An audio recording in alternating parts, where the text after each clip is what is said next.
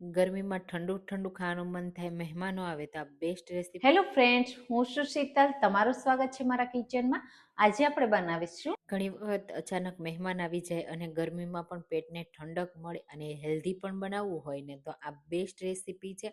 એકદમ સિમ્પલ છે, માત્ર દૂધમાંથી બની જાય છે. કોઈ આઈસ્ક્રીમની કે કોઈ મિલ્ક પાવડરની કે માવાની જરૂર જ નહીં પડે. બનાવવી એટલી સિમ્પલ કે વારંવાર બનાવશો અને વારંવાર ખાશો. ગરમી માટેની બેસ્ટ રેસીપી છે, તો ચાલો બનાવીએ.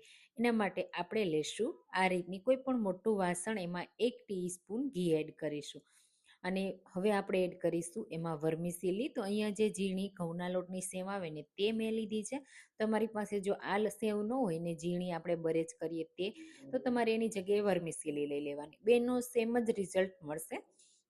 હવે આપણે એને સરસ રીતે રોસ્ટ કરવાની છે.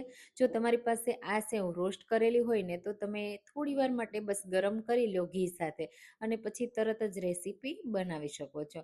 આ મારી પાસે જે સેવ છે ને એ બિલકુલ રોસ્ટ કરેલી નથી, કાચી જ છે, એટલે હું એને થોડી રોસ્ટ કરી લઈશ. એટલે આ રીતે જો તમે સેવને રોસ્ટ કરી અને પછી તમે આ કસ્ટર્ડ પુડિંગ બનાવો ને તો સરસ રીતે એકદમ છૂટું છૂટું તૈયાર થાય. અને આજે તો આપણે એકદમ ક્રીમી ને થીક બનાવવાના છીએ. તમે એકદમ લાઇટ, પતલું અને છૂટું છૂટું પણ બનાવી શકો છો. એ હું તમને લાસ્ટમાં કહીશ. તો તમે જુઓ અહીંયા આ રીતે શેકાતા થોડું હવે કલર ચેન્જ થવા લાગ્યો છે સેવનો. આ રીતે બસ આ રીતનો હલકો કલર ચેન્જ થઈ જાય ને એટલે આપણે તરત જ ગેસની ફ્લેમ લો કરી દેશું. અને હવે એમાં એડ કરીશું દૂધ. તો અહીંયા મેં અડધો લીટર દૂધ લીધું છે. જો જરૂર લાગશે ને તો આપણે વધારે દૂધ પણ એડ કરશું. સેવમાં કેટલી થિકનેસ આવે છે ને એ પ્રમાણે પણ તમે દૂધ એડ કરી શકો છો. અહીંયા 3 થી 4 લોકોને થાય ને એટલી હું આ રેસીપી બનાવું છું. તમે આટલી સેવમાંથી 5 થી 6 લોકોને થાય ને એટલી પણ રેસીપી બનાવી શકો છો. તો તમારે શું કરવાનું રહેશે? એક તો દૂધ વધારે એડ કરવાનું રહેશે અને બીજું હું તમને આગળ હજી વિડીયોમાં કહીશ કે તમારે બીજું કઈ રીતે યુઝ કરવાનું.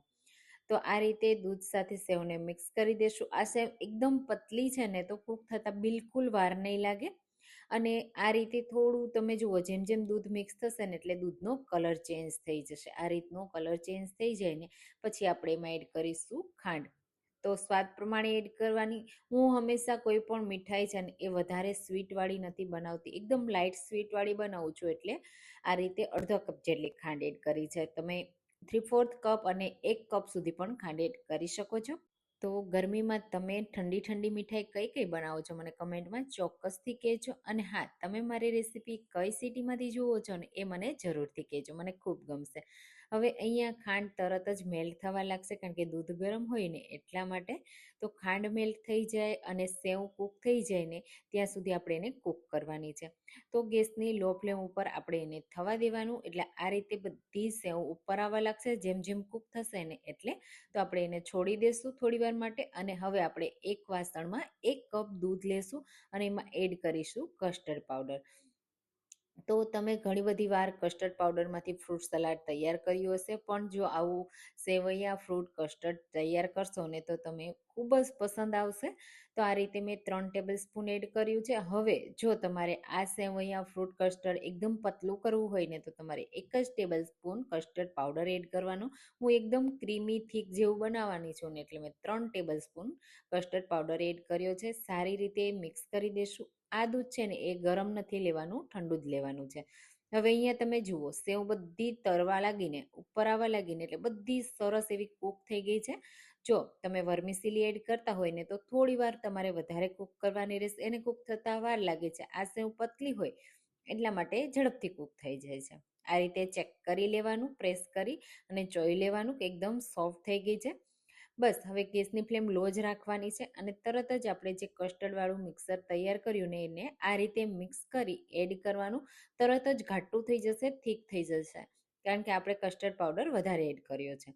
જો તમે ઓછો એડ કર્યો હોય તો પતલું રહેશે. હવે અહીંયા તમે જુઓ આ રીતે તરત જ થીક થઈ ગયું ને હજી આપણે આ કસ્ટર્ડને સરસ એવો કૂક કરવાનો છે. તો આ રીતે ચલાવતા રહેશું અને હવે કૂક કરીશું. એમાં થોડી વાર આપણે એને કૂક કરીએ ને એટલે ઘાટું તો થઈ જ જશે, પણ આ રીતે ચલાવતા રહીશું ને એટલે નીચે બિલકુલ બેસતા નહીં. તો આ રીતે કન્ટિન્યુઅસલી સરસ રીતે સેવ સાથે મિક્સ થઈ ગયું. તમે મહેમાનો આવે અચાનક, જો તમારી પાસે ફ્રૂટ ન હોય તો તમે આમ જ સેવ નાખી અને સર્વ કરી શકો છો. ફ્રૂટ સાથે પણ સર્વ કરી શકાય છે. ડ્રાયફ્રૂટ સાથે પણ આ રેસીપી સર્વ કરી શકાય છે. ઠંડી ઠંડી સર્વ કરવાની એટલે બહુ સરસ એવી લાગશે. તો અહીંયા તમે જુઓ આ રીતે એમાં બબલ્સ આવવા લાગ્યા અને એકદમ થીક થઈ ગયું છે. તો બસ હવે આપણે એને વધારે કૂક નહીં કરીએ, નહીંતર એકદમ ઘાટું થઈ જશે ઠંડુ થશે ત્યારે.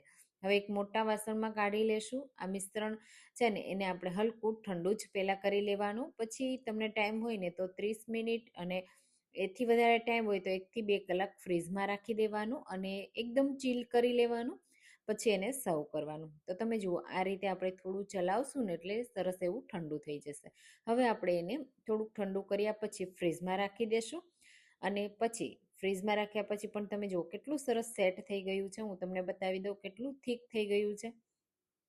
તો એકવાર મિક્સ કરી દેશું અને હવે મનગમતા ફ્રૂટ એડ કરીશું. તો મારી પાસે અહીંયા થોડા ફ્રૂટ છે. એમાં છે મેં અડધું એપલ લીધું છે, એની છાલ નથી કાઢી. સાથે અડધા કપ જેટલી લીલી દ્રાક્ષ, અડધા કપ જેટલી કાળી દ્રાક્ષ અને થોડા દાડમના દાણા લીધા છે અને એક કેળાને લીધું છે અને એને સમારી લીધું છે. હવે આપણે બધા જ ફ્રૂટને આ સમયે એડ કરી દઈશું. હા, એક વાતનું ખાસ ધ્યાન રાખવાનું, જ્યારે તમે સર્વ કરો ને ત્યારે બધા ફ્રૂટ એડ કરવાના અને મિક્સ કરવાનું. ફ્રૂટ તો ઠંડા થઈ જ જશે એટલે જ્યારે તમે એને સર્વ કરશો ને ત્યારે એકદમ ઠંડુ ઠંડુ તૈયાર થઈ ગયું હશે. એકદમ ક્રીમી તમે જુઓ મિક્સ કરતાં જ તમને જોતાં ખાવાનું મન થઈ જાય એવું બન્યું છે ને.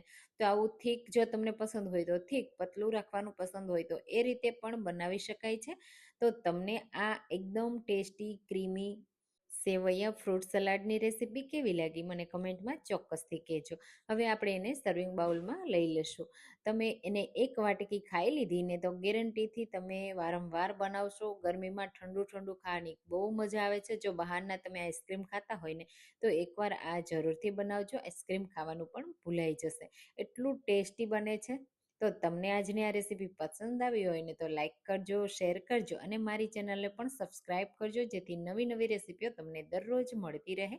તો ચાલો એકવાર તો આ જરૂરથી ટ્રાય કરજો. ફરી મળીશું આવી જ ઠંડી ઠંડી રેસીપી સાથે. ત્યાં સુધીમાં થેન્ક યુ ફોર વોચિંગ.